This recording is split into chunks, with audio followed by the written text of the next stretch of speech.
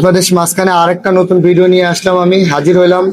আমার দোকান হচ্ছে মোহাম্মদপুর চাঁদনি হাউজিং 2 নম্বর গেটের উপরে, উল্টা পাশে মেইন রোডে। আমার দোকানের নাম হচ্ছে স্পেন্ডেক্স মোটরসাইকেলের গ্যারেজ। তো আপনাদের সামনে নতুন যে ভিডিওটা নিয়ে হাজির হইলাম, সেই ভিডিওটা নিয়ে কথা বলতে যাচ্ছি। দেখেন আমার হাতে যে পিস্টনটা দেখতে পাচ্ছেন, এটা হচ্ছে ডিসকভার 125। এই ভাইয়ের গাড়িটা প্রচন্ড লেভেলের তেল খাইতো। ভাইয়ের তেল খাওয়া কখনোই কমাইতে পারতেছিল না। তো মিরপুর থেকে আমার ভাইটা আসছিল আমার গ্যারেজে। ভাইটাকে আমার আরেক ভাই দিছিল, লোকেশন দিছিল যে আমার কাছে আসার জন্য। আমি খুব ভালো কাজ করি সেটা বলে দিছে তাকে, সে আমার কাছে আসছে। আসার পরে আমি বাইকের তেল খাওয়া নিয়ে অনেক কিছু চেক করলাম। চেক করার পরে অবশেষে আমি পিস্টন গুলা খুললাম, যে পিস্টনটার কি অবস্থা আমি একটু দেখি।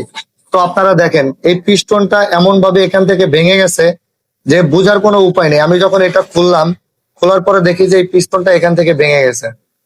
তো পিস্টন যদি এখান থেকে ভেঙে যায়, তো হচ্ছে আপনার গাড়ির তেল খাওয়া কখনো কমবে না। দেখেন রিং এর মাঝখান থেকে এটা ভেঙে উঠে গেছে। তো এইভাবে যদি ভেঙে যায় তাহলে আপনার গাড়ির তেল খাওয়া কিভাবে কমবে? এটা তো তেল প্রোটেক্ট করতে পারবে না। তো অবশেষে আমি ভাইয়ের গাড়িটার পিস্টন টিস্টন চেঞ্জ করে দিছি। চেঞ্জ করে দেওয়ার পরে গাড়ি কাজ কাম কমপ্লিট করছি। কমপ্লিট করার পরে গাড়িটা যখন আমি ডেলিভারি দিছি, ডেলিভারি দেওয়ার পরে ভাই আমাকে 2 দিন পরে ফোন দিছে। ফোন দিয়ে বলতেছে যে সোহাগ ভাই, আমার গাড়ি মাইলেজ এখন খুব ভালো, আর এটা বাংলা গাড়ির সাউন্ডটাও নষ্ট হয়ে যায়। তো এটা যখন আমি চেঞ্জ করছি, চেঞ্জ করার পরে গাড়ির সাউন্ডটাও ভালো হয়েছে।